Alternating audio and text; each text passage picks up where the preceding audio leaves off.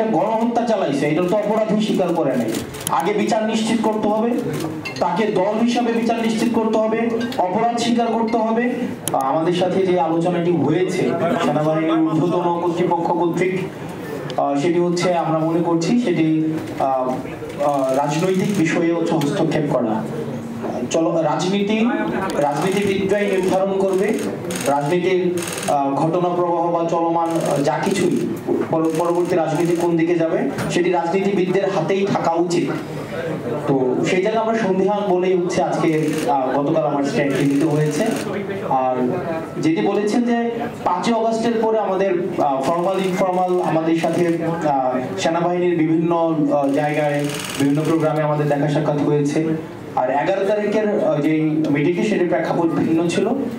সেখানে অপর প্রান্তে ঊর্ধ্বতন কর্তৃপক্ষ উপস্থিত ছিলেন এবং সেখানে আমার স্ট্যাটাসেই আমি ডিসক্লোজ করেছি যে ঘটনার প্রবাহ আমি আমার স্ট্যাটাসেই হচ্ছে আমি ডিসক্লোজ করেছি যে ওখানে সবকিছুই হচ্ছে উপস্থাপন করা হয়েছে।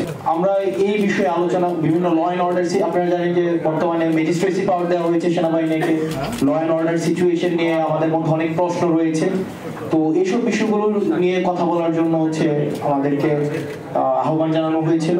এবং হচ্ছে কিছুদিন আগে আপনারা সেনাপ্রধানের একটা বক্তব্য দেখেছেন, যেই বক্তব্যকে আমি ব্যক্তিগতভাবে বা আমরা অনেকেই দেশের মধ্যে এটা নিয়ে কথা হয়েছে যে এটাকে রাজনৈতিক পরিমণ্ডলে অসমীচীন হিসাবেই ধরা হয়েছে। যে অন্তর্বর্তীকালীন সরকার প্রধানকে যেভাবে অ্যাড্রেস করা হয়েছে, যেভাবে অন্তর্বর্তী যে ইনক্লুসিভ যেই নির্বাচনের দিকে নির্বাচনে ইঙ্গিত করা হয়েছে আওয়ামী লীগ সহ, তো সার্বিক বিষয়ে যখন আলোচনার কথা বলা হয়েছে তখন গিয়েছিলাম। তো এই বিষয়গুলো আলোচনা করা হয়েছে। আমার স্ট্যাটাসে সব বিষয় হচ্ছে একদম মানে স্ট্রেইট ফরওয়ার্ড সেখানে হচ্ছে স্পষ্ট করা হয়েছে। আর এখানে যেটা বলছেন যে আমি কি নিরাপত্তার ঝুঁকি অনুভব করছি কিনা, দেখেন 5ই অগস্টের পূর্বে আমরা জনগণকে ছাত্র নাগরিককে সাথে নিয়ে হচ্ছে আমরা আন্দোলন করেছি। ফেসিবাদ বিরোধী একটা তখন একটা শক্তি ছিল, এজেন্সি ছিল, রাষ্ট্রপক্ষ আমাদের বিরুদ্ধে ছিল। তো তখন আমাদের লড়াই তো আমরা বারবার বলছি আমাদের লড়াই এখন অব্যাহত রয়েছে।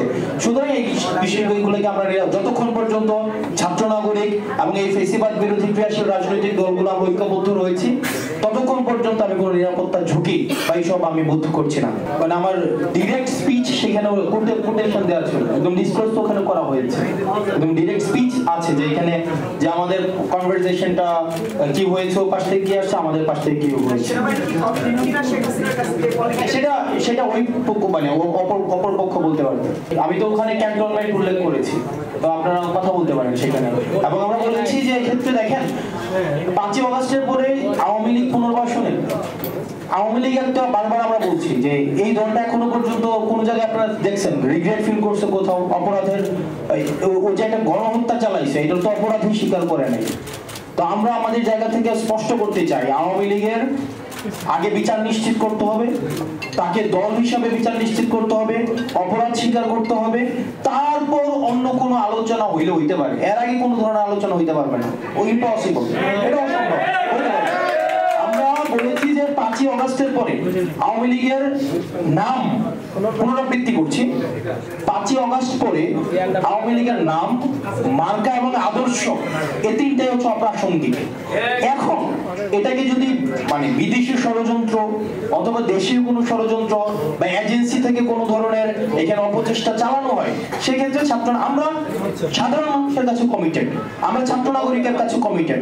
আমরা নির্যাতিত, নিপীড়িত, বঞ্চিত, গুম খুন হত্যা শিকার যারা গত দীর্ঘ 1.5 দশকের বেশি সময় ধরে হয়েছে, রাজনৈতিকভাবে নির্যাতিত যেই ক্রিয়াশীল রাজনৈতিক দলগুলো হয়েছে আমরা তাদের কাছে কমিটেড।